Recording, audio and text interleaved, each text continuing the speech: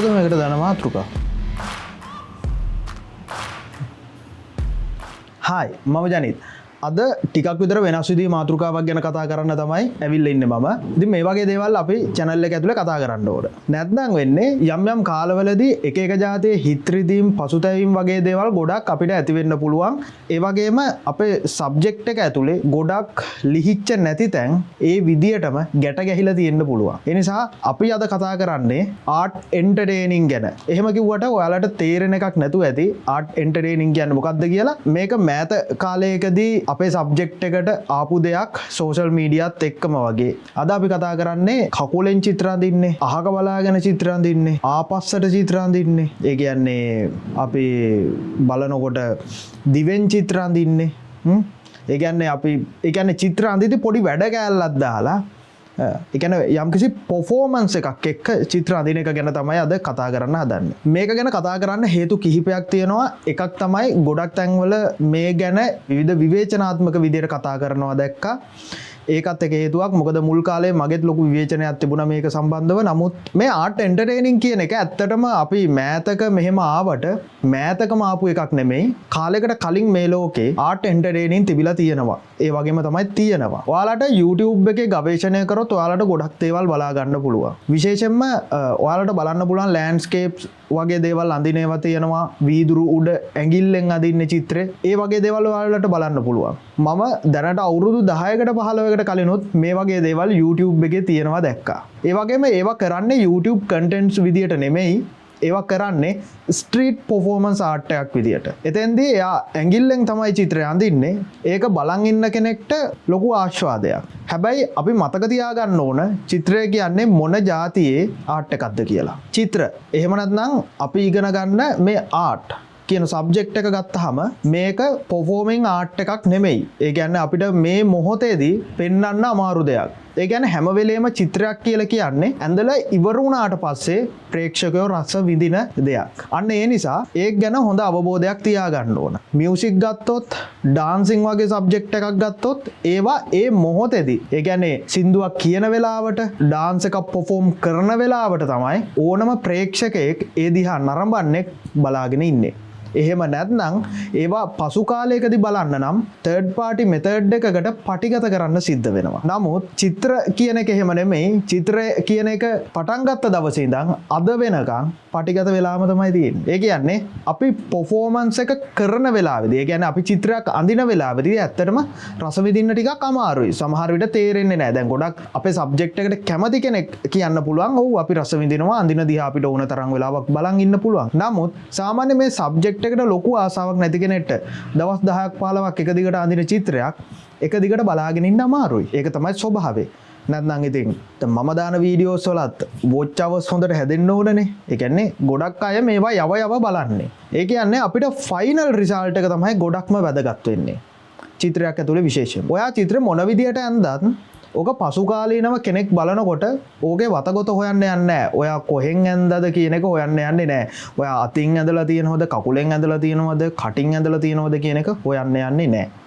හැබැයි එහෙම කරන එක වෙනම සබ්ජෙක්ට් එකක්. සෝෂල් මීඩියා වලදී වුණත් එක්ක දැන් ඔයාලට TikTok, Instagram, එතකොට YouTube, Facebook වගේ platforms ඇතුලේ වීඩියෝස් දාන්න පුළුවන්. අන්න ඒකත් එක්ක ආපු දෙයක් තමයි මේ ආර්ට් පර්ෆෝමන්ස් කියන එක. චිත්‍ර අඳිද්දී විවිධාකාරයේ ක්‍රමවලට චිත්‍ර අඳිනවා. ඇත්තටම ඒකට අපිට බනින්න දෙයක් නැහැ. විවේචනය කරන්න ලොකුවට දෙයක් නැහැ. ඒකත් එක්තරා ආකාරයක වීඩියෝ කන්ටෙන්ට් එකක් විතරයි. ඒ දෙයින් ඒ වැඩේ කරලා එයා views ගන්නවා. එතකොට එයාට යම්කිසි ජනප්‍රියත්වයක් හම්බ වෙනවා.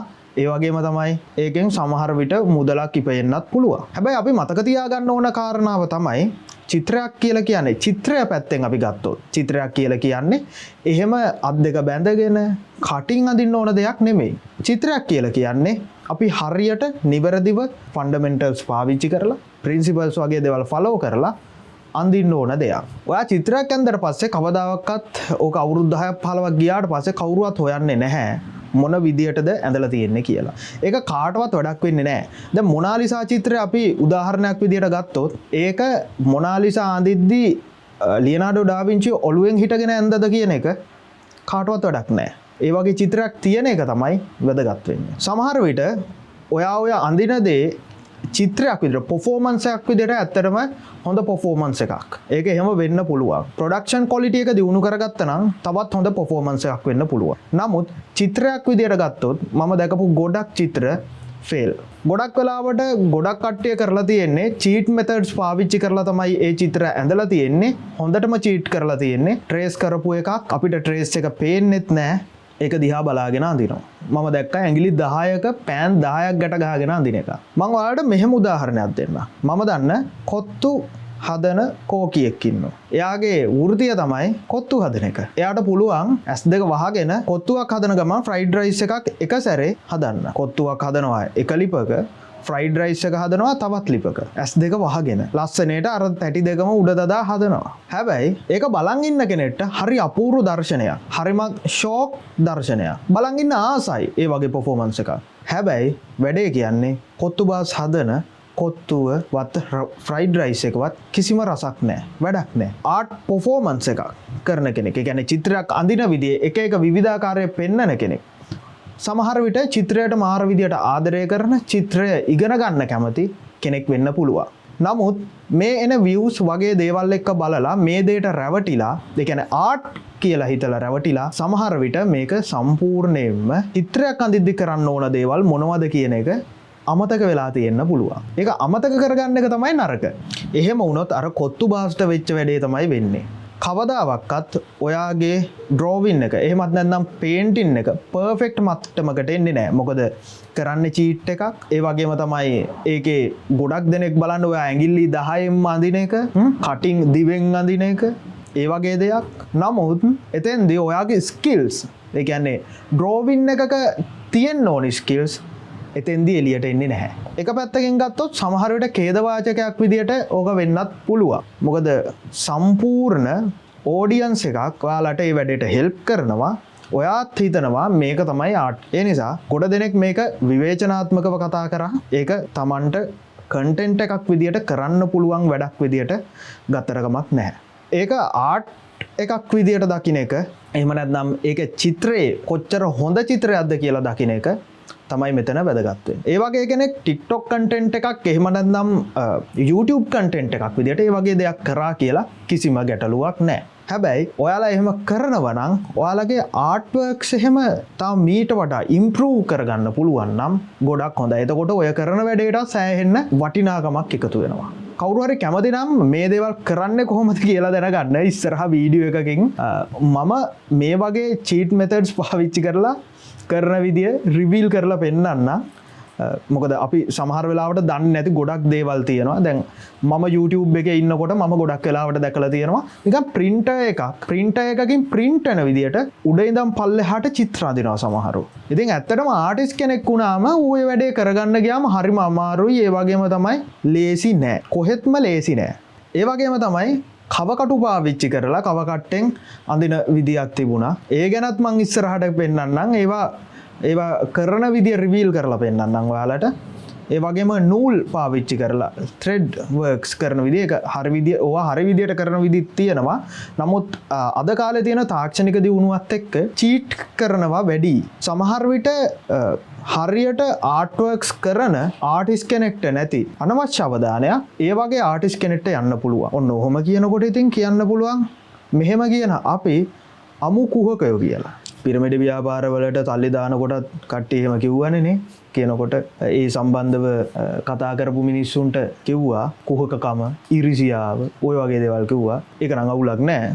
නමුත් ඉතින් කියන්න ඕන එක කට කෑවත් කියන්න ඕනනේ නේද? ඒ නිසා කොත්තු බාස් ගැන මතක තියාගන්න.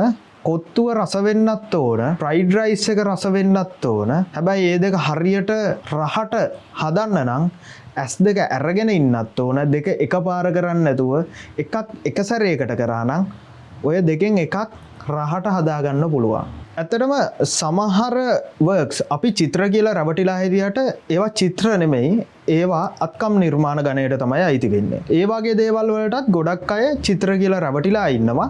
ඒ කියන්නේ කරන අයත් රැවටිලා තියෙන්නේ, ඒවා බලන අයත් රැවටිලා තියෙන්නේ. ඒ චිත්‍ර කලාව අපි අධ්‍යයනය කරන්න ඕන. ඒ වගේම තමයි performance works කරන අයට එහෙම නැත්නම් content කරන අයට ඒවා කරන්න දෙන්න එයාලත් කරන්න ඕනනේ. එයාලා content එකක් හදන්නේ ඒක කරන්න ඕන. මේකට ලොකුම අවුල තමයි ලංකාවේ තියෙන චිත්‍ර පිළිබඳව තියෙන අධ්‍යාපනය. ඉතාමත් දුර්වල අධ්‍යාපන ක්‍රමයක් තමයි ලංකාව ඇතුලේ චිත්‍ර සම්බන්ධව ක්‍රියාත්මක වෙන්නේ. මේක බලධාරීන්ට කොච්චර කිව්වත් වැදගත් නැහැ. ඒ වගේම තමයි තව ඉන්නවා ඉතින් කට්ටිය ඒ කට්ටියන්ට කිව්වට වැදගත් නැහැ. මේක කවදාවත් හරියන්නේ නැහැ. විශේෂයෙන්ම ලංකාවේ සෞන්දර්ය අධ්‍යාපනය ඇතුලේ චිත්‍ර අධ්‍යාපනය කියන එක ලංකාවේ බහුතරයක් චිත්‍ර විෂය O levels වලට තෝරගන්නේ ඒක ලේසි නිසාලු. ඇත්තරම චිත්‍ර ලේසිද? සත්‍යයේ සටහන බුද්ධිය විමසුමට. ඇත්තරම චිත්‍ර ලේසිද? ඇත්තරම චිත්‍ර ලේසි නෑ. චිත්‍ර අමාරුයි. එහෙනම් ඇයි මේ ළමයි මේ විදියට චිත්‍ර විෂය ලේසි විෂයක් විදියට ගන්න? චිත්‍ර වලට තියෙන විභාගෙ ලේසි. ඒ කියන්නේ විෂයේ තියෙන ලේසි භාවය නෙමෙයි. ඒ සබ්ජෙක්ට් එකට ඇවිල්ලා තියෙන විභාගය. එහෙම නැත්නම් ටෙස්ට් එක සාමාන්‍ය ලේසි ඇති. මොකද ලංකාවේ චිත්‍ර සම්බන්ධව ඉගැන්වෙනවා බොහොම අඩුයි. උගන්වන්නේ ඉතිහාසගත කරුණු. මේකට ගුරුවරුන්ට මුකුත් අපිට කියන්න බෑ. මොකද එයාලා සිලබස් යන උගන්වන්නේ. නැත්නම් ඉතින් ගොඩක් දෙනෙක්ට හොඳට චිත්‍ර අඳින්න පුළුවන් වෙන්න ඕන චිත්‍ර විෂය ගැම්මට කරන ඉස්කෝලෙන් පිට වෙන ශිෂ්‍යයෝ. එහෙම එකක් වෙන්නේ නැහැ. ලංකාවේ චිත්‍ර අධ්‍යාපනය ඇත්තටම බොහොම දුර්වල මට්ටමක තියෙන්නේ. ඒ නිසා තමයි අපිට මෙන්න මේ ඇත්තටම චිත්‍රය කියන්නේ මොකක්ද? ඇත්තටම අත්කම් නිර්මාණය කියන්නේ මොකක්ද? ඇත්තටම මේ වගේ perform එකක් කියන්නේ මොකක්ද කියන එක අඳුරගන්න බැරුව තියෙන්නේ. ඒක අඳුරගත්ත දවසට මේ ඔක්කොම හරියනවා. චිත්‍ර ශිල්පීනුත් ඇත්තටම හැදෙනවා. අපි කතා කරමු ප්‍රොෆෙෂනල් ලෙවල් එක සම්බන්ධවත් ඉස්සරහ වීඩියෝ එකක මම මේ වගේම කතා කරන්න ඉඩ තියෙනවා. ඒ නිසා ඒකත් එක්ක රැඳිලා ඉන්න. ඉතින් අදට මට කියන්න තියෙන්නේ ඔයාලට උපදේශක් විදියට ගන්නවන කෙනෙක් ගත්තට කමක් නැහැ. උපදේශක් විදියට ඔයාලට දෙන්න තියෙන්නේ perform කරාට කමක් නැහැ. ඔයා චිත්‍ර නම් කරන්නේ ඒ චිත්‍ර සම්බන්ධව තියෙන ගොඩක් දේවල් හොයලා බලන්න. perform වගේ දේවලුත් මේකට ඕන. මොකද චිත්‍ර ශිල්පීන් ප්‍රසිද්ධ වෙන්නේ නැති එක හේතුවක් තමයි මේක perform එකක් විදියට කරන්න බැරි නිසා. දැන් ගොඩ දෙනෙක් musicians ලව දන්නවා, singers ලව දන්නවා, dancers ලව දන්නවා, ඒ වගේම actors ලව දන්නවා, actress ලව දන්නවා. කවුරු දැනගත්තත් අපේ චිත්‍රාඳින අයවම ලංකාවේ දැනට ජීවත් වෙන ආටිස්ට් ලගෙන් කීයෙන් කී දෙනෙක් අඳුරනවද සහ නම් වශයෙන් කියන්න දන්නවද? එහෙම නම් වශයෙන් කියන්න ගොඩක් වෙලාවට අපි දන්නේ නැහැ. ඒකට හේතුව තමයි යාලා ප්‍රසිද්ධ නැහැ. ප්‍රසිද්ධ වෙන්න කැමරාවක් ඉස්සරහා එහෙම නැත්නම් තමන්ගේ වොයිස් එක පාවිච්චි කරලා කිසිම දෙයක් කරන්නේ නැහැ. යාලා හැංගිලා වගේ ඉන්නේ. ඒ කියන්නේ වැඩේ කරා ගැලරි එකක ප්‍රදර්ශනය කරා චිත්‍ර විකුණා වැඩේ ඉවරයි. ඒ නිසා ලොකු ප්‍රසිද්ධියක් නැහැ. අඳුරන අය, දන්න අය දන්නවා කවුද චිත්‍ර අඳින්නේ, කවුද හරියට වැඩ කරන්නේ කියන එක දන්න. ලංකාවේ චිත්‍ර මාකට් එක කියන්නේ හරි අමුතු ජාතියේ මාකට් එකක් නිසා මේක මෙහෙම වෙලා තියෙනවා වෙන්න පුළුවන්. ලොකුම දේ චිත්‍ර සම්බන්ධව තියෙන අධ්‍යාපනයේ තියෙන අඬු ලුහුඬුකම්. ඒ ගැනත් අපි දවසක් කතා කරමු. ඒ වගේම තමයි අපේ ඇඩ්මෙත් ස්ටුඩියෝස් ක්ලාස් එක යනවා. ඒකට ජොයින් වෙලා ඔයාගේ ඩ්‍රෝවිංග් සම්බන්ධව ගැටලු තියෙනවා නම් ඒව නිරාකරණය කරගෙන අඳින්න ඉගෙන ගන්න පුළුවන්. ඒකට ජොයින් වෙන්න මෙන්න මේ මම පල්ලෙහෙන් ඒකට ඕන කරන විස්තර. එහෙම නැත්නම් මගේ contact details ටික දාලා තියන්නම්. ඒකෙන් මාව contact කරගන්න. ක්ලාස් එකට ජොයින් වෙන්න කැමති කෙනෙක් ඉන්නවා නම් ඒ විස්තර අරගෙන අපේ ක්ලාස් එකට ජොයින් වෙන්න.